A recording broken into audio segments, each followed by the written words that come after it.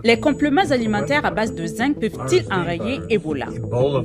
L'existence du virus est-elle un mensonge? De fausses allégations sanitaires ont fait leurs apparitions sur les réseaux sociaux après que l'OMS a confirmé une nouvelle épidémie d'Ebola en Afrique centrale. Des comptes X, comme celui-ci, affirment qu'Ebola n'existe pas. C'est faux. Ebola est une maladie bien documentée et souvent mortelle.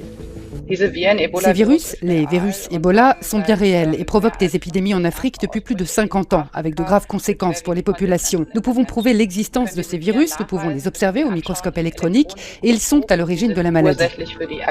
L'épidémie actuelle est due à une souche rare d'Ebola appelée virus Bundibugyo. Lors des deux précédentes épidémies de Bundibugyo, les taux de mortalité variaient entre 30 et 50%, ce qui en fait une souche particulièrement mortelle. Des centaines de cas suspects ont été recensés en RDC et en Ouganda. Cette autre vidéo, qui a été visionnée des milliers de fois sur X et TikTok, affirme que l'utilisation du ionophore de zinc et de zinc pourrait inhiber toutes les souches de la Covid-19, du virus de la grippe, du virus RSV, du virus Ebola, du virus Marburg et du hantavirus.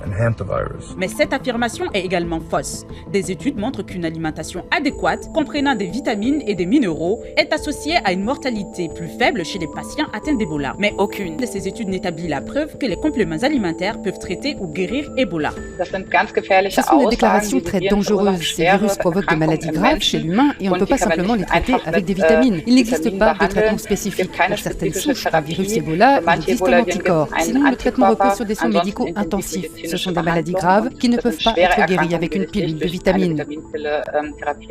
Le virus Bundibugyo, comme d'autres souches d'Ebola, se transmettent d'une personne à l'autre par contact direct avec les fluides corporels d'individus infectés ou avec des surfaces contaminées.